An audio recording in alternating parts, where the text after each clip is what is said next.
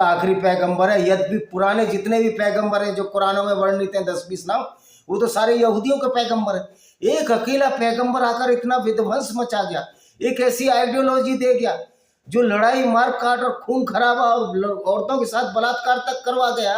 एक ही नबी बहुत है, कहते हैं ना, एक ही उल्लू काफी है। वो कहते हैं ना, क्या क्या कहावत है, यहाँ हर साख पर उल्लू बैठे हैं, अंजाम गुलिस्ता क्या होगा। एक ही बर्बाद काफी है दुनिया को बर्बाद करवाने में। यहाँ हर साख पर उल्लू बैठे हैं, अंजाम गुलिस्ता क्या होगा। इतनी बड़ी गिरोहबंदी, इतनी बड़ी फौज जो नफरत फैला रही है इस्लाम के नाम से। और यह कि हमने आकाश को टटोला था, उसे सख्त पहरेदारों और उल्काओं से भरा हुआ पाया। अब सख्त पहरेदार कौन से हैं? ये उल्काओं से जो पत्थर के टुकड़े गिरते हैं उसको उल्का। उल्का किस काम आती है पता है आपको? शैतान पर ये मिसाइल है, उल्काएं जो गिरती हैं पृथ्वी पर, वो कुरान के हिसाब से मिसाइलें वो शैतान को मारती हैं।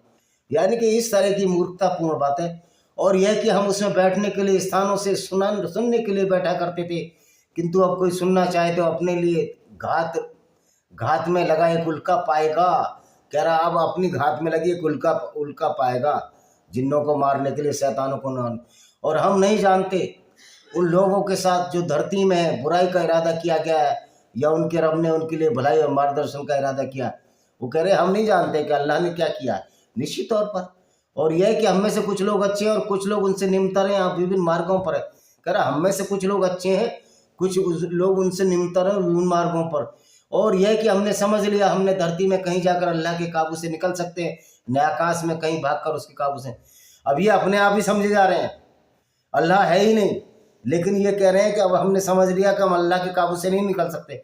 ओ भाइयों, अल्लाह के काबू से नहीं, अल्लाह का जो झूठा फरेब है, जो अल्लाह की झूठी तुमने कल्पना की है, उसके भ्रमजाल से निकल जाओ आप।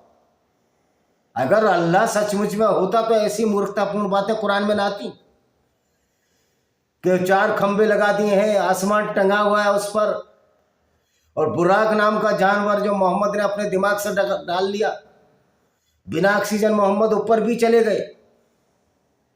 वो कहते वो तो नबी थे, कुछ भी कर सकते, तो फिर यहूदी औरत ने जहर दिया, मोहम्मद को पता ही नहीं लगा, और पेशाब कटोरा मंगाया, पेशाब किया, मुंह थे और मर गए।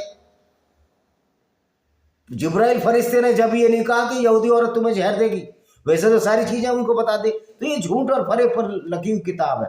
दूसरी बात, झूठ और फरेब अलग बात है। जब आप कुरान की हम क्यों तोहमत करेंगे? कुरान की आलोचना इसलिए की जाती है